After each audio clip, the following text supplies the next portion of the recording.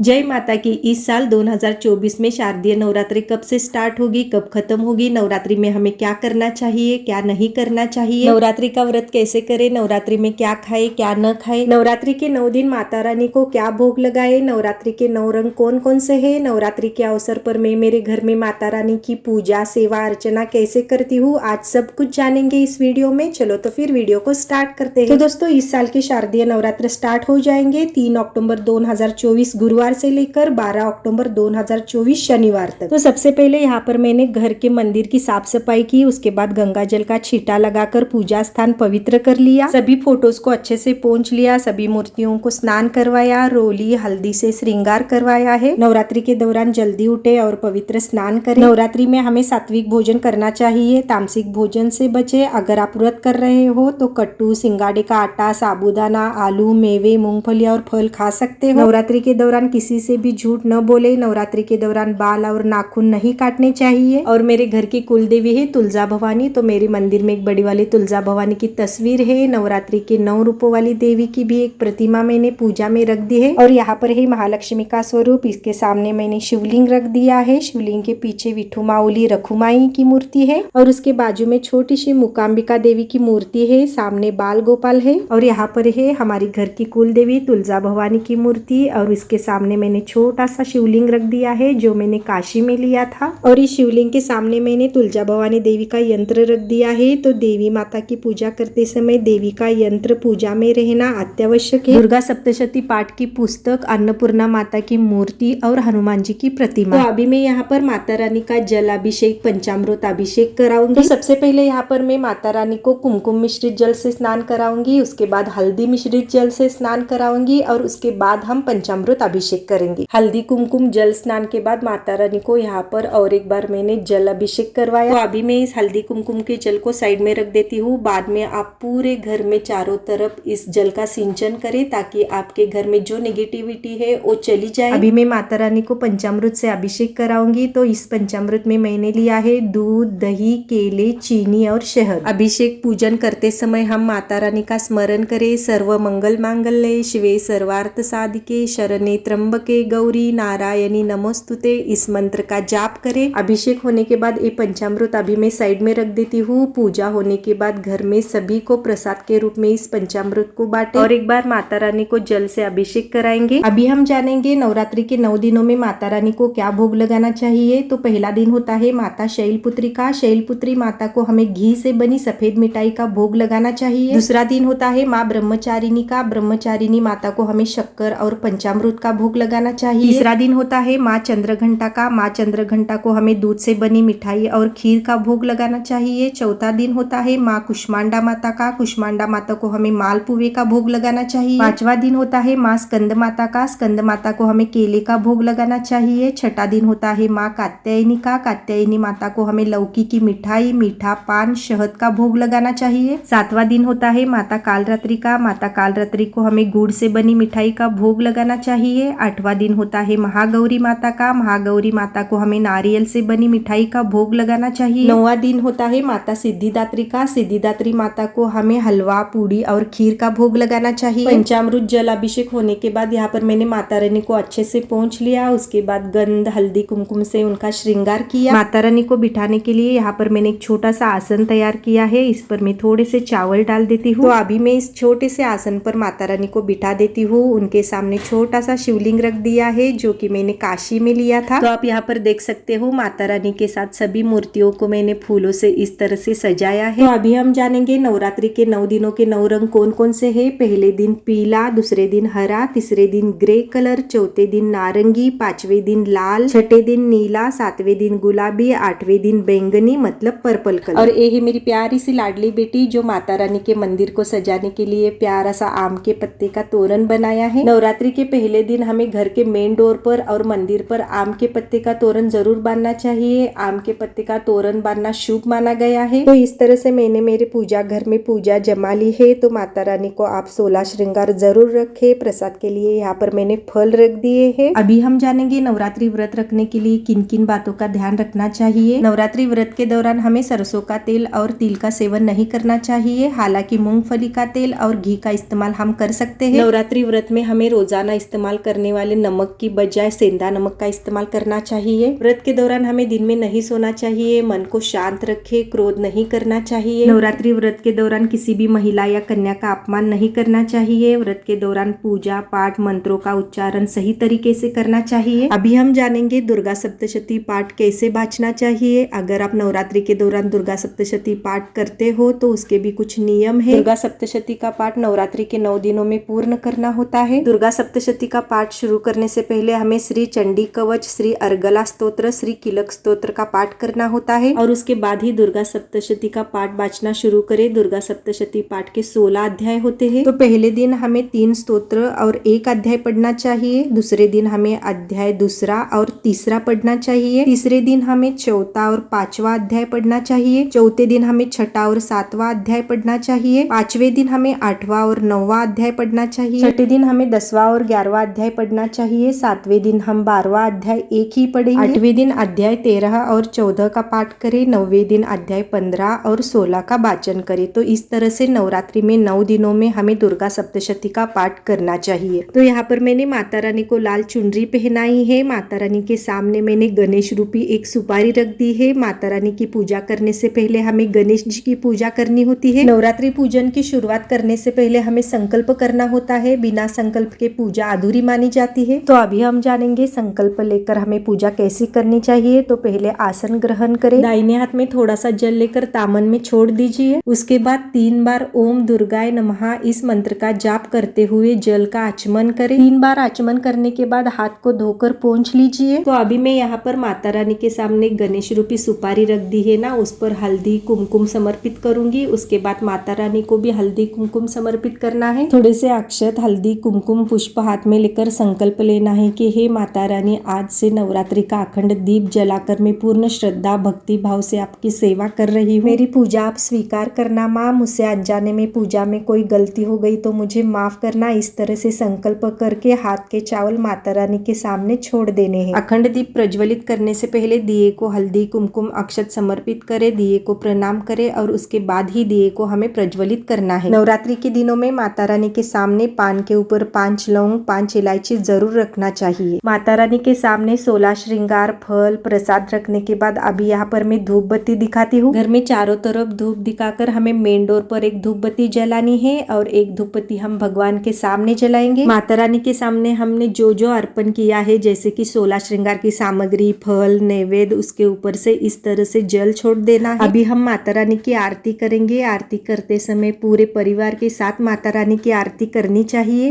हरे कृष्ण कृष्ण कृष्ण हरे हरे, हरे राम राम राम हरे हरे, हरे कृष्ण कृष्ण कृष्ण। बोलो अम्बे मात की जय। माता रानी की आरती होने के बाद कर्पूर आरती को पूरे घर में दिखाना चाहिए ताकि घर की सारी निगेटिविटी बाहर चली जाए और हमारा घर सुख समृद्धि धन और खुशहाली से भरा रहे। और आप यहाँ पर देख ही रहे होंगे मेरी प्यारी सी बेटी पूजा पाठ प्रसाद बनाने में मेरी बहुत ही हेल्प करती है। माता रानी की कृपा से उसकी शादी तय हो गई है, तो अगले साल वो अपने ससुराल में होगी। तो अगले साल की नवरात्रि में उसकी मुझे बहुत ही याद आएगी। अभी मैं यहाँ पर कर्पूर आरती के ऊपर से थोड़ा सा जल छोड़ देती हूँ। अभी हमें घर में सबको कर्पूर आरती देनी है। तो इस तरह से नवरात्रि के 9 दिन में माता रानी की पूजा अर्चना सेवा करती हूँ। उसके बाद में दुर्गा सप्तशती का पाठ करती हूँ। नवरात्रि के 9 दिनों में माता रानी का भजन करवाती हूँ। उसके बाद रात की आरती होने के बाद डांडिया और गरबा खेलने के लिए भी जाना होता है।